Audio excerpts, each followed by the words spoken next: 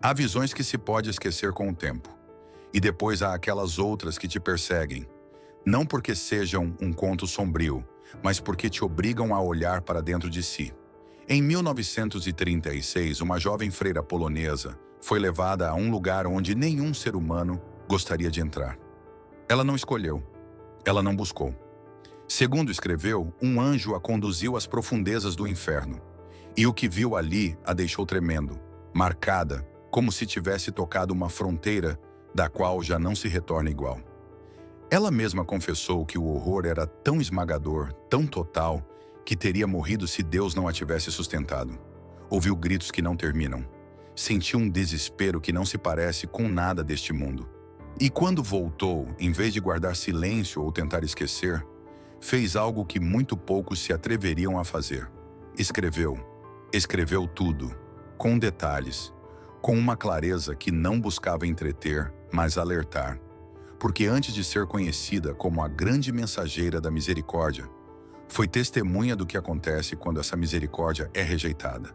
Mas para entender por que o que ela contou pesa tanto, primeiro é preciso entender quem ela era. Seu nome era Helena Kowalska. Nasceu em 25 de agosto de 1905, em um pequeno vilarejo da Polônia, em uma família pobre, numerosa e profundamente crente.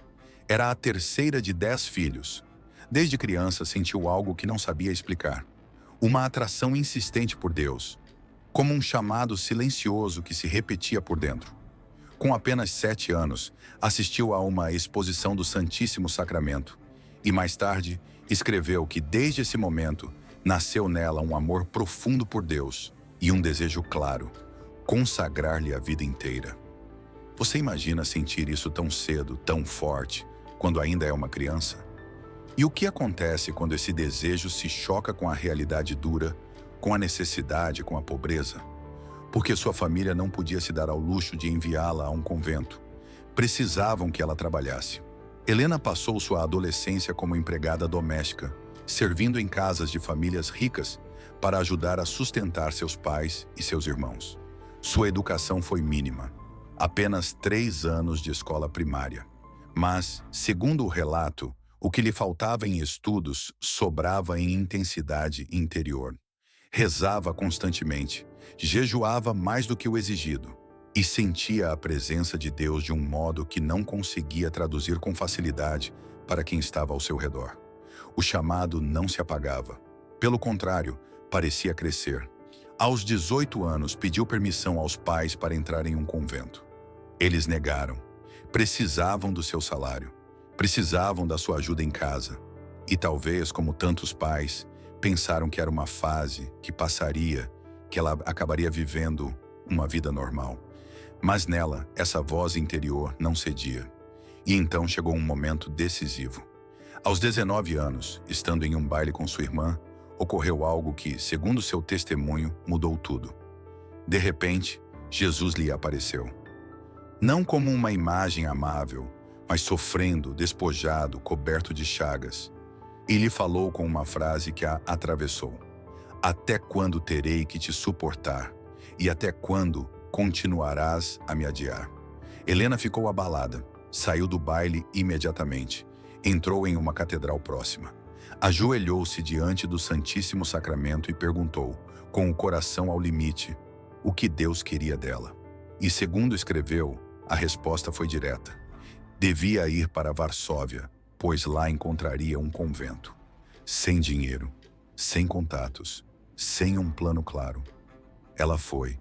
Em Varsóvia, começou a bater nas portas dos conventos.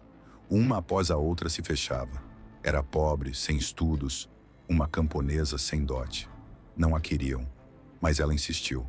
Até que, finalmente, as irmãs de Nossa Senhora da Misericórdia aceitaram recebê-la com uma condição.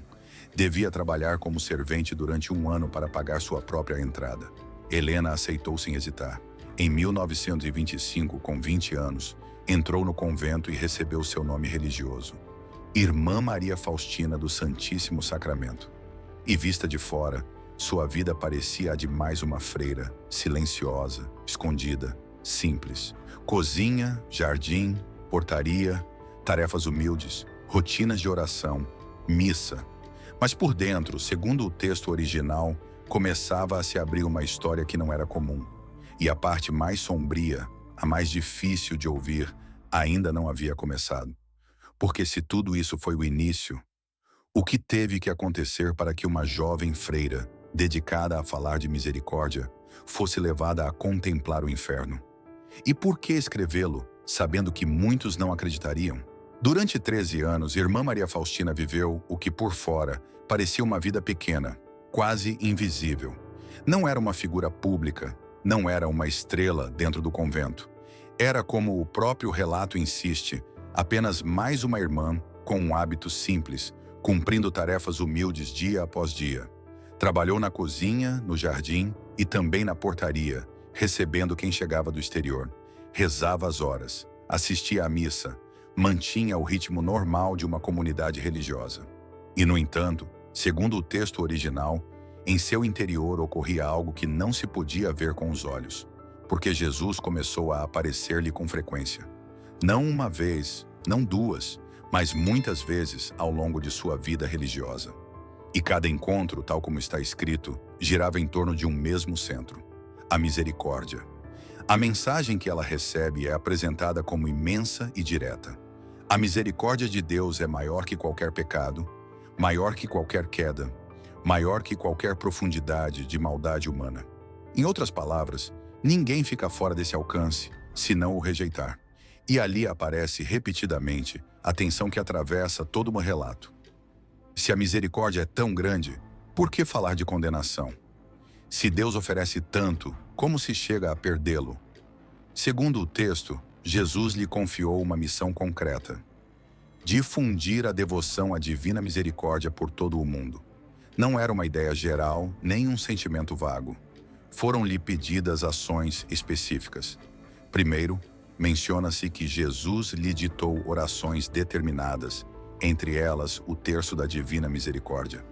Depois pediu-se que fosse pintada uma imagem: Jesus com raios vermelhos e brancos saindo de seu coração e com as palavras "Jesus, eu confio em vós", escritas abaixo. E além disso, revelou-se-lhe uma celebração que Jesus desejava: o Domingo da Divina Misericórdia, colocado no primeiro domingo depois da Páscoa. Tudo isso aparece no texto como um plano claro, não como uma inspiração passageira. E o detalhe mais importante é que ela foi deixando isso por escrito. Anotou, registrou, reuniu em um diário, como alguém que não escreve para impressionar, mas para obedecer. Mas há um contraste que pesa muito. Por um lado, uma mensagem de misericórdia infinita, incompreensível, esmagadora, tal como o relato descreve. Por outro, o fato de que a ela, precisamente a ela, fosse mostrado o inferno.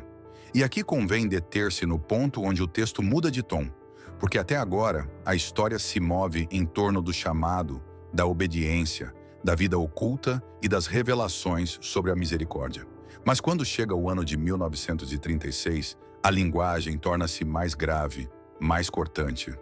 Insiste-se que o que ocorreu não foi um sonho, nem uma metáfora, nem uma visão simbólica que exija interpretação. Afirma-se que ela foi levada em espírito e que lhe foi mostrada a realidade que espera as almas condenadas. E o narrador do texto promete algo muito concreto: descrever exatamente o que ela viu, incluindo 7 torturas que ela registrou em seu diário, e também a observação mais perturbadora de todas. Essa preparação não está posta para criar espetáculo. Está posta como um alerta dirigido, segundo o texto, aos que se sentem confortáveis, aos que assumem que estão salvos sem examinar nada, aos que pensam que tudo isso é superstição medieval, ou que não é com eles. E então vem a linha que funciona como um limiar. O convite é direto: não desvie o olhar. Não diga a si mesmo que não se aplica a você. Escute e deixe que o alerta chegue ao seu coração enquanto ainda há tempo. E se a parte mais perigosa dessa história não fosse o inferno em si, mas a forma como muita gente vive como se ele não existisse? E se o problema não fosse apenas fazer coisas más, mas acostumar-se a adiar, a dar desculpas, a viver morno, convencido de que tudo se resolverá sozinho. Na próxima parte é onde o relato desce de verdade. É quando ela diz que foi levada por um anjo às profundezas e começa a enumerar o que chama de torturas do inferno. Ocorreu em 1936, em um período de experiências místicas intensas. Ela deixou anotado no diário, na seção 741, e sua maneira de contar é fria, direta, sem adornos, como alguém que ainda está tremendo enquanto escreve. Diz que naquele dia foi conduzida por um anjo aos abismos do inferno.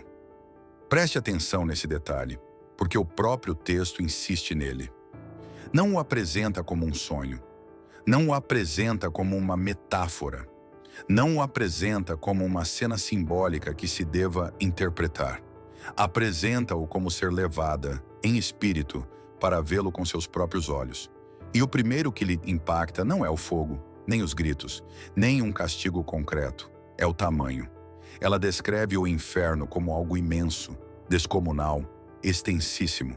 Não como uma caverna pequena, não como um canto subterrâneo perdido, mas como um reino de sofrimento que se estende para além do que o olhar pode alcançar. E essa amplitude, segundo o relato, já é um golpe. O horror não parece local, parece total, como uma realidade estabelecida, enorme, organizada, definitiva. Depois vem o que o texto chama de núcleo do ensinamento. O anjo lhe mostra 7 tipos diferentes de tormento que compõem o sofrimento do inferno. Não uma dor única, mas 7 camadas sobrepostas, vividas ao mesmo tempo, sem interrupção. E então começa a enumerá-los. O primeiro tormento é a perda de Deus. O texto o apresenta como a base de tudo o mais, a raiz de qualquer sofrimento no inferno. Para que se entenda a magnitude, o relato se detém a explicar o que significa Deus neste contexto. Não como um ser a mais entre outros, mas como a fonte de todo o bem, todo amor, toda alegria, toda paz, toda beleza, todo sentido. Cada instante de felicidade que alguém tenha provado na vida, por mínimo que seja, conecta-se com isso. E aqui o texto faz uma distinção forte. Nesta vida, até a pessoa mais endurecida, até quem não crê, continua recebendo fragmentos de bem, momentos de calma, pequenas alegrias, lampejos de beleza. Mas no inferno, essa conexão fica cortada. E se a fonte de todo o bem é cortada, o que resta não é simplesmente tristeza. O que resta é um vazio absoluto. O texto acrescenta que outros santos e teólogos chamaram isso de a dor da perda. Menciona Santo Tomás de Aquino e o termo poena damni, explicando-o como um sofrimento espiritual mais duro que qualquer tormento físico. E também menciona Santa Catarina de Sena, com uma ideia aterrorizante. Se as almas condenadas pudessem ver nem que fosse um instante da beleza de Deus, morreriam 1000 vezes de desejo, mas não o veem. Estão separadas de tudo para sempre, e essa separação sustenta o resto do inferno como um alicerce. Então chega o segundo tormento, o remorso perpétuo da consciência. Aqui, o texto insiste em algo que assusta por sua simplicidade. No inferno, a alma vê com clareza total o que fez. Cada pecado, cada oportunidade de arrependimento, cada momento em que a graça foi oferecida e rejeitada, tudo aparece sem sombras, sem desculpas, sem auto-enganos. E o pior, segundo o relato, é que não há escapatória mental. Nesta vida, a mente se distrai, o tempo amortece, a memória apaga, o orgulho inventa justificativas, a dor adormece. No inferno não há esquecimento, não há anestesia, não há como desviar o olhar interior. Apenas uma lucidez perfeita e esmagadora sobre o que se fez de errado e sobre o que se poderia ter feito de certo. Você percebe a crueldade dessa precisão? Não porque alguém esteja torturando por fora, mas porque a própria consciência se torna um espelho que já não se quebra. E o que faz um ser humano quando não pode mentir para si mesmo, nem por um segundo? O terceiro tormento é saber que a condição nunca mudará. O texto contrasta isso com o purgatório. Lá diz, a esperança. O sofrimento pode ser intenso, mas tem fim. Vive-se com a certeza de que o céu espera ao final, e de que a dor purifica, não condena. No inferno, por outro lado, não há esperança. Não existe a ideia de um dia isso passará. Não existe ainda posso mudar. A alma sabe que o que está vivendo é definitivo. E o texto se detém no que significa a eternidade para uma mente humana. Aqui embaixo estamos acostumados aos ciclos, aos finais, ao alívio, mesmo que demore. A dor mais longa que alguém recorde, por insuportável que tenha sido, um dia diminuiu, um dia cedeu, um dia se transformou. No inferno, segundo o relato, não há esse consolo. A mente, diz o texto, não pode compreender totalmente a eternidade, mas o inferno o obriga a experimentá-la. Não há manhãs, mas se houvesse, cada despertar seria com a certeza de que hoje será tão terrível quanto ontem e que amanhã será tão terrível quanto hoje. Sem saída, sem pausa, sem possibilidade de que a própria morte feche a porta. E neste ponto, a visão ainda não chegou ao fogo, nem à escuridão, nem ao mau cheiro, nem à presença do mal como companhia. Ainda não, porque o que apresentou até aqui é o fundamento. Perda, lucidez, desesperança. Se estes 3 primeiros tormentos já te deixam sem fôlego, o que acontece quando o relato entra nos outros 4? Depois desses 3 primeiros tormentos, o texto desce ainda mais. Porque, segundo o relato, o que ela viu não foi apenas um estado interior de perda e desespero. Também foi uma realidade sensível, uma experiência que inclui dor, escuridão, mau cheiro e presença. E então enumera o 4º tormento. O 4º tormento é o fogo que penetra a alma. Aqui o texto se esforça para dizer algo que soa impossível. Não é um fogo como o deste mundo. Não é apenas uma chama que queima a pele. É um fogo que, segundo a visão, atravessa o físico e o espiritual, como se o sofrimento entrasse no ser e o abrasasse de dentro para fora. O relato insiste que a alma sofre de um modo que não se pode comparar com as dores conhecidas na Terra, e ao mesmo tempo não o descreve como algo dramático por prazer, mas como um fato. O fogo é real, constante, e não se consome, não se apaga, não se transforma em cinza. Arde sem destruir completamente, porque sua função é prolongar o tormento, não terminá-lo. Depois vem o 5º tormento, a escuridão total e um mau cheiro horrível. Ela fala de uma escuridão tão densa que, mesmo estando almas juntas, elas não se veem entre si. Não há luz, não há clareza, não há descanso para a vista, e nessa escuridão há um cheiro repulsivo, um fedor que invade tudo. O texto não fica num cheiro a mal genérico. Apresenta-o como uma atmosfera que castiga, que asfixia, que faz com que a própria existência se sinta contaminada. E aqui aparece um detalhe que o relato sublinha. Embora seja escuridão, embora seja fedor, os demônios e as almas condenadas veem-se entre si como Deus os vê. Ou seja, há uma espécie de visão espiritual que não traz consolo, mas sim mais vergonha, mais exposição, mais humilhação. Não se pode esconder nada, não há cantos para se ocultar. E então chega o 6º tormento, a companhia constante de Satanás. O texto diz que o diabo está ali, presente, sempre. Não como uma figura mitológica distante, mas como uma presença real e hostil que sustenta o ambiente do inferno. E aqui, o relato quebra uma imagem popular que muita gente tem. Há quem imagine o diabo como o rei do inferno, sentado em um trono, desfrutando. O texto o apresenta de outra forma. O inferno é seu território, sim, mas é um território de ódio, e sua atividade é destruir, humilhar, atormentar. Não há camaradagem com as almas condenadas, não há aliança amigável. Há desprezo, há crueldade, há um ódio que não busca outra coisa senão multiplicar o sofrimento. O 7º tormento é o desespero e o ódio. Aqui o texto chega a um ponto onde o sofrimento já não é apenas dor, mas deformação interior. O relato diz que a alma se enche de ódio contra Deus, contra os outros, contra si mesma. E como não há esperança, esse ódio torna-se um estado permanente. É um detalhe inquietante porque sugere algo mais do que castigo. Sugere que o inferno, tal como o descreve, não é apenas receber dor, mas tornar-se alguém incapaz de amar, incapaz de se abrir, incapaz de mudar. É a prisão perfeita. Você não está apenas trancado, mas você mesmo se torna o tipo de ser que já não deseja sair, mas que odeia. Neste ponto, o texto original acrescenta que o que ela escreve não é fantasia nem exagero. Afirma-o com força.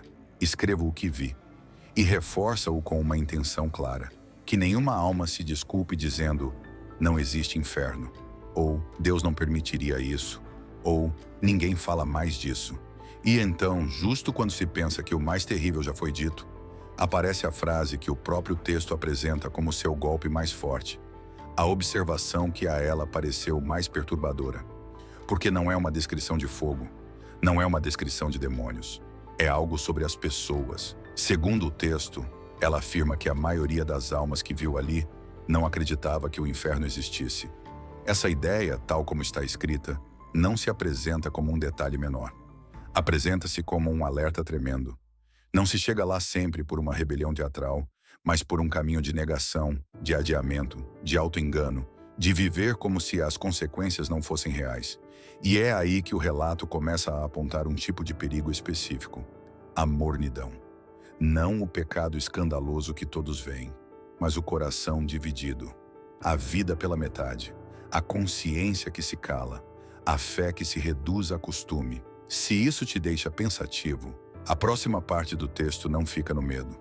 Dá a volta em direção à misericórdia, ao ainda há tempo, e propõe passos concretos. Depois de descrever essas 7 torturas, o texto faz algo importante. Não fica no espanto pelo espanto. Dá um passo atrás e explica porque, segundo ela, lhe foi permitido ver aquilo. E o motivo que aparece é claro: para que ninguém se engane, para que ninguém diga não existe, isso não acontece, Deus não julga, tanto faz. A visão, tal como está apresentada, não é um espetáculo, é um alerta. E aqui volta a frase que o texto sublinha como a mais inquietante. A maioria das almas que ela viu ali não acreditava que o inferno existisse. Ou seja, não estavam lá porque queriam ir. Não porque escolheram com uma decisão consciente e teatral, mas porque viveram como se a realidade espiritual não tivesse consequências. O texto foca em uma armadilha silenciosa: a de adiar. Adiar a conversão, adiar o exame de consciência, adiar a confissão, adiar o perdão a alguém, adiar a mudança real. E então aparece um ponto delicado que o texto relaciona com o que chama de mornidão. Não se apresenta como uma simples fraqueza. Apresenta-se como um modo de vida onde a pessoa sabe o que deve fazer, mas sempre deixa para depois. Onde a fé se torna costume, onde a consciência se torna ruído de fundo, onde se vive com a sensação de que sempre haverá tempo. O relato insiste que Deus é misericordioso, sim, mas não descreve essa misericórdia como uma permissão para viver sem mudar. Descreve-a como uma porta aberta que é preciso atravessar. Porque, segundo o texto, a misericórdia não anula a justiça. A misericórdia não cancela a realidade do julgamento. A misericórdia é precisamente o que Deus oferece antes do fim. E aqui o texto faz uma virada importante. Não fala apenas do inferno para causar medo. Fala do inferno para impulsionar a confiança. Porque se a condenação existe, então cada instante de graça é mais valioso do que acreditamos. Cada oportunidade de arrependimento não é rotina, é um resgate. Nesta parte, o texto ressalta que Jesus apareceu a Faustina para lhe dizer que o mundo precisa confiar na misericórdia, refugiar-se nela e proclamá-la. E, ao mesmo tempo, alerta-se que negar o pecado, negar a necessidade de conversão, negar o julgamento, é fechar os olhos diante da verdade. No fundo, a mensagem fica assim: Deus não quer que ninguém se perca, mas também não forçará ninguém a aceitar o que oferece. A misericórdia é real, mas pode ser rejeitada. E se pode ser rejeitada, então a vida não é um jogo e nossas escolhas importam. E é aqui que o texto, sem gritos e sem ícones, lança perguntas que inevitavelmente ficam flutuando. Quantas vezes você disse amanhã? Quantas vezes pensou não é tão grave? Quantas vezes sentiu um incômodo interior, como um pequeno alarme, e o desligou com distrações? E se o mais perigoso não fosse cair, mas acostumar-se a viver sem se levantar? O relato quer provocar esse tipo de exame, não para afundar ninguém na culpa, mas para quebrar a indiferença. Porque se algo a mensagem de Faustina repete uma e outra vez, é que a misericórdia é agora, não depois. Não quando for mais conveniente. Não quando já não custar nada. Agora. E então o texto começa a sair do terreno da descrição para entrar no prático. Depois da visão, ela escreve que Deus lhe mandou falar ao mundo sobre sua misericórdia. E não como uma ideia abstrata, mas como um caminho concreto. Na última parte, o texto apresenta passos específicos que, segundo o relato, podem ajudar uma alma a se aproximar de Deus enquanto ainda há tempo. Crer, examinar-se, confessar-se, rezar e difundir a mensagem. No encerramento, o texto não deixa a pessoa presa no medo. Insiste que a visão não foi dada para condenar, mas para despertar. Porque, segundo o relato, enquanto há vida, há tempo. Enquanto o coração bate, a misericórdia continua chamando. Por isso, depois de contar o que viu, ela escreve que o mundo deve conhecer a mensagem da divina misericórdia. E o texto traduz isso em um caminho simples, direto, concreto. O primeiro passo é crer que a misericórdia de Deus existe e é real. Não como uma frase bonita, mas como uma verdade que muda a forma de viver. Porque se Deus é misericordioso, então nenhum pecado é grande demais para pedir perdão. E se Deus é justo, então não faz sentido viver como se nada importasse. Crer, aqui, significa levar a sério ambas as coisas. O segundo passo é olhar para a própria vida com honestidade. O texto fala do exame de consciência, de não fugir da verdade interior. Porque o auto-engano é precisamente o que, segundo a observação da visão, levou tantos a não crer, a não mudar, a adormecer na negação. Examinar-se é acender a luz antes que seja tarde. O terceiro passo é a confissão. O texto insiste que não basta sentir-se mal ou pensar que se vai mudar. É preciso voltar para Deus de forma real. A confissão aparece como o lugar onde a misericórdia não é uma ideia, mas um ato, um encontro, um perdão que se recebe e que limpa. O quarto passo é a oração, e aqui o texto destaca uma em particular. O terço da Divina Misericórdia. Apresenta-se como uma oração poderosa, uma súplica confiante, um modo de pedir misericórdia para si mesmo e para o mundo. A oração, segundo o texto, não é um ritual vazio, mas uma corda lançada à alma para que ela não afunde. O quinto passo é difundir a mensagem. O texto não o coloca como propaganda, mas como uma responsabilidade. Se a misericórdia é tão grande, como guardá-la apenas para si?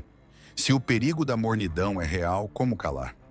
Difundir significa lembrar, com palavras e com a vida, que Deus perdoa, que Deus chama, que Deus espera e que não convém adiar.